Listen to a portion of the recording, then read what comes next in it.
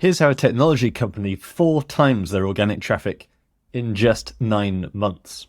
We're talking about going from $15,000 a month in traffic value to now $65,000 per month in traffic value.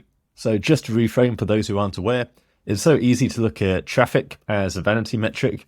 The fact is you can get massive traffic graphs overnight by publishing low competition, low value content that no one really cares about. You just need to rank for a high volume keyword, and you'll get a fantastic graph on Ahrefs. Whereas from a business standpoint, I always prefer to look at this metric of traffic value. So that's the paler orange line on the graph. And that's an estimate that's based on the approximate CPC value of those keywords. And that comes from Google Ads. So if you're in a competitive niche and that market, your competitors are bidding $10 per click for that traffic, then that keyword has an estimated CPC, an estimated value of $10 per click. So what this basically tells you is what your organic traffic would cost if you were to use paid Google Ads instead. And that's a far better metric to measure for a lot of cases because it ensures the traffic you're looking at actually has commercial intent. The only limitation of that, I would say, is that obviously I do a lot of work in the adult niche, the cannabis niche, where a lot of the time Google Ads can't even serve. So they've got a CPC value of 0, even though actually that traffic is incredibly valuable and commercial. Now, apologies if you are getting a bit bored of some of these massive case studies of how I 10x this client, how I 5x this client. I do still try and deliver value in these by explaining how we actually did it and how you can implement that yourself. But yeah, why has this become my major content all of a sudden? Well, the fact is it's now 1 year since I started actively publishing on YouTube. As a result, I had a wave of clients come in. So now, 1 year later, September 2024, I've now got a large number of clients who have been with me for around 6 to 12 months. And I'm always saying 6 to 12 months is the crucial point where SEO really starts to make its magic happen. Yes, I say that within about 3 months or so, you should be able to see some positive upswings, but generally the real results, 6 to 12 months are where you start to get those really nice graphs coming in. And that's exactly what we can see here. So in my case, started publishing September last year, got a load of clients over that period, and now September 2020, loads of those clients are now graduating to that crucial 6 to 12 month point, and therefore producing graphs like this.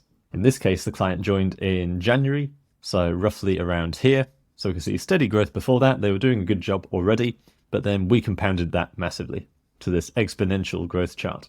If you want to join them, then do be quick. I'll be honest, we've had a wave of applications over the last couple of weeks after a lot of market uncertainty over the last 6 months or so. Google updates, the rise of AI. It definitely seems like there's been a big shift in the market where we've got rate cuts on the horizon, and everyone's looking forward to a very profitable 2025.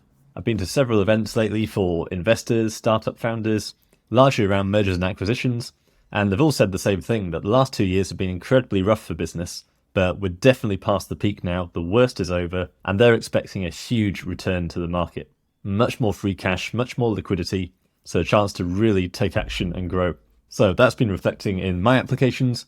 If you want to join them, there's still a chance because we are selective about who we take on. So as you're probably already aware, we have a very productized service where backlinks are the most crucial part of SEO that most people get wrong. Although the fact is that backlinks don't work if your site isn't up to scratch. So with all our plans, we'll basically agree with you a package of backlinks per month that we secure via direct outreach. And basically the more links you buy, the cheaper the price per link. And then as part of that, you get a wealth of other bonuses, including free consulting and free content. Because there may be a load of other issues with your site that we need to fix in order to make sure that those backlinks have the most impact. So we price just based on the backlinks, but what you get is a full 360 SEO service. So if that's of interest to you, I'll leave a link below, or just go to seojesus.com and click on apply for top rank. Loads more case studies here you can see, some testimonials as well, but you can just fill in the application form here, and that will then reserve your place. We don't churn and burn like most agencies. We want to stay small and high quality. So apply now before those spaces are gone. So how do we actually get these results for this client? Well, this client came to us with a simple message that they're already doing quite well with the fundamentals. They're publishing lots of content, and they were building quite a few links, mainly just when they were being pitched by guest post sellers. But it wasn't particularly systemized. It wasn't their specialism. But all they really cared about was ranking for one keyword. They're a software technology company. They had identified this keyword that had thousands of volume and would have been a real game changer for them. And currently they just weren't ranking for that massive keyword. If that sounds familiar, that's because it is.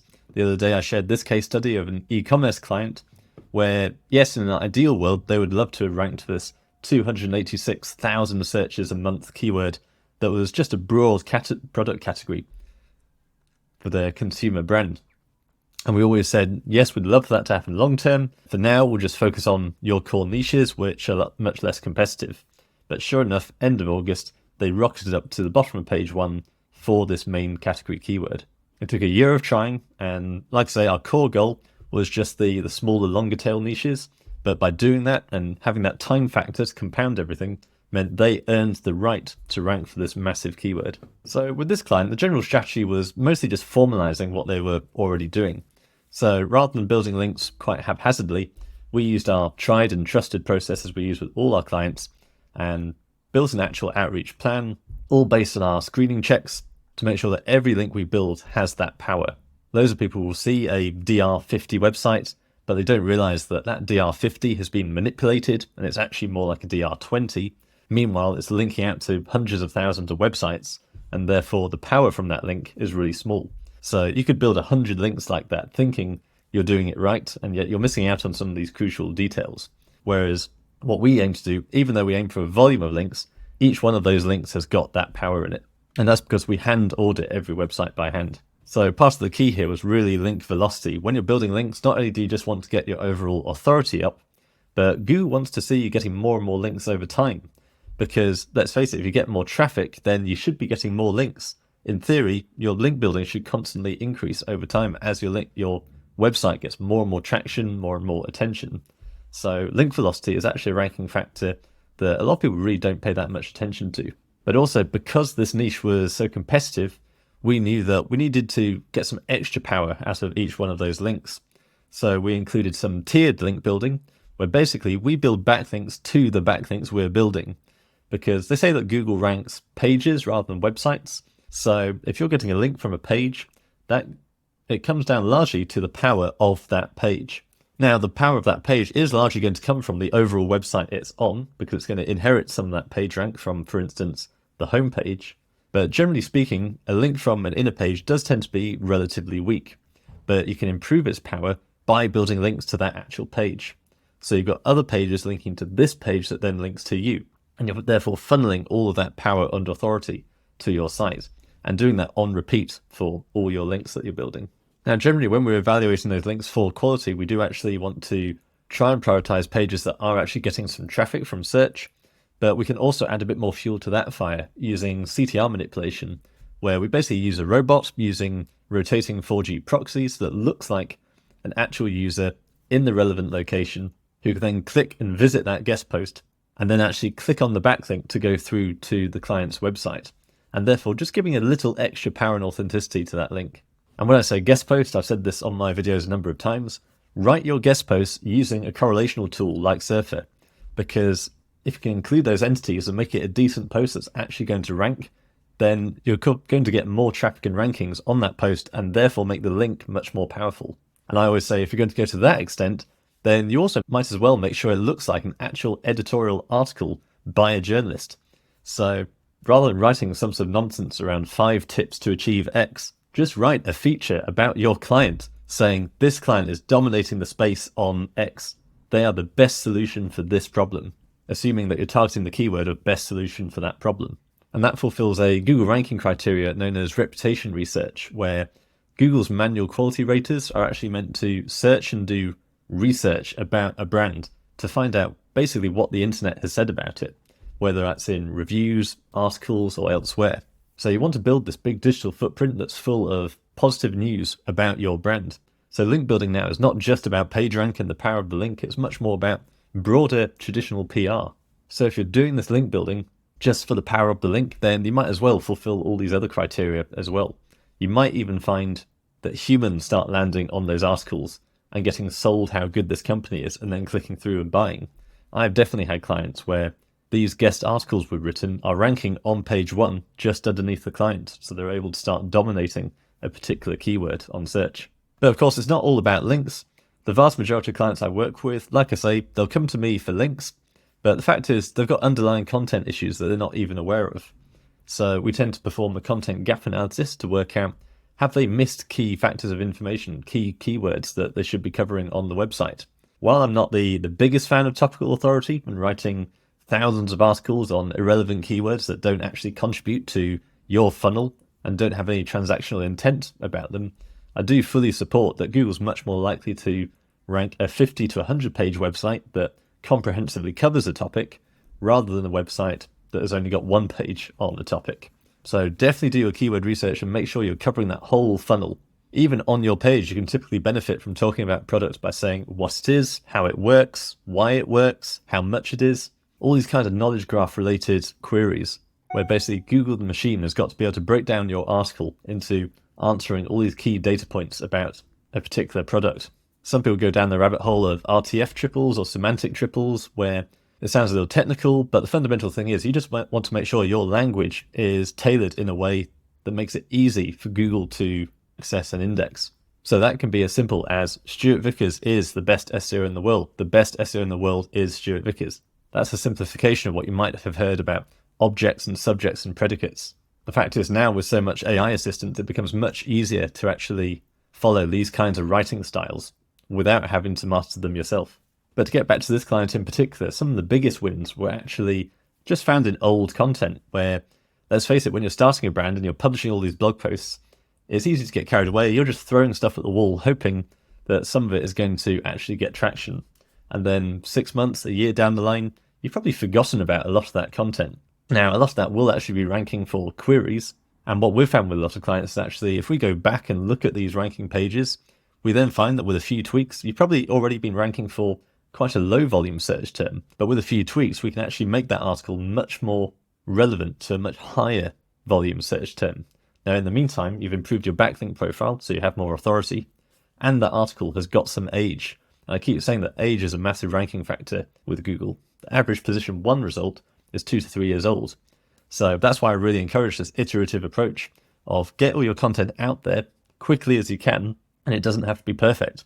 But then 6 months down the line, when you've identified which are actually getting traction, then you want to improve those pages. I think the best example of that is my own lead generation project that I shared last month. This made $5,000 just from 1 month, and it was the first month that it's actually been monetized. And you can see just how much on the orange line, this site jumped up around June. So from around 30 visitors per month to 225 visitors per month. But you can see the green dots represent major content changes. There were no major content changes in that time. The yellow represents organic pages. You can see we weren't publishing loads of content at that point. We published lots of content in the beginning in July 2023, but then just left it. And in terms of link building, again, we did quite a few backlinks in the beginning with the blue line, but then from around February onwards, it was largely flat. We basically just left it. And yet, in that time, we see this massive jump in the organic traffic. So this was an example of what I call my minimum viable content strategy, where it was literally what's the least amount we can do to this website to get it to rank. And in this case, fulfilling the fundamentals, good content, supporting pages, high quality backlinks and a bit of CTR manipulation. And then most of all, time, after several months, it just rocketed up to number 1. But what's my point here? Basically, a lot of the pages you write at the start of your website are probably not going to be serving you a year or 2 years down the line. You might have targeted really low competition searches or low volume searches, whereas now you've got the power to go after bigger, more transactional keywords. So we actually found a lot of low-hanging fruit in the content. Even though they had a great content team and were doing great work, we found that some of these articles, older articles, just needed a bit of tweaking, and suddenly they rocketed up to the top of page 1 for really big queries. And that basically comes down to using correlational tools like Surfer. So first of all, you need the diligence. This is where an agency can help, where you've just got another set of eyes who is solely dedicated to your organic success. As a busy founder, you're not going to be able to monitor everything all the time.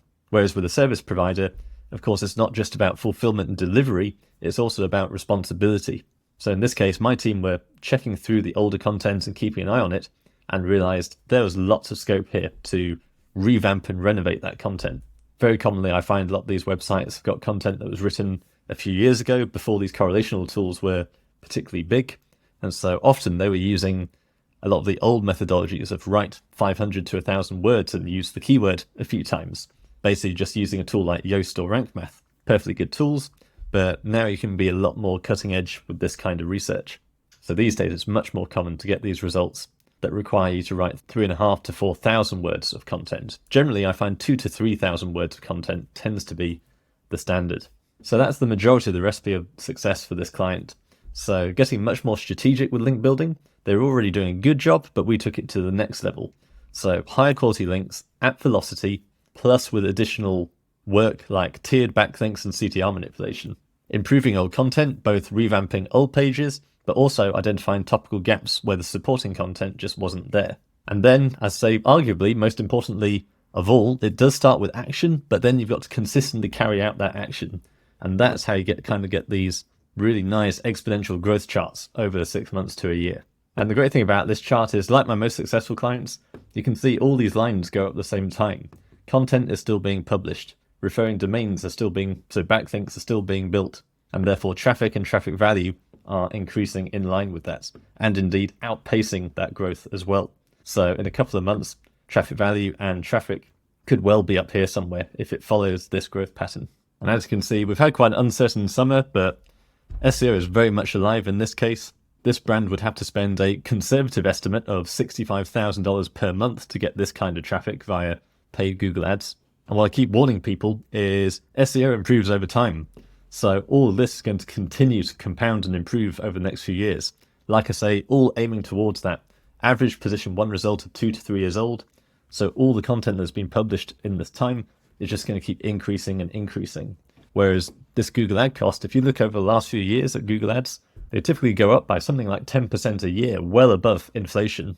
So there's a good chance in 2 to 3 years' time, where this organic traffic is going to be going through the roof, having invested over the last year or two, where prices for SEO are going to be much cheaper than they will be in 2 to 3 years' time. And by that point, the ads are going to be far more expensive. So it sounds a little complicated, but basically SEO improves over time, and you can lock in a lower cost now, whereas paid ads get more expensive over time, and you're going to be consistently renting that traffic without actually growing leverage and advantage over time.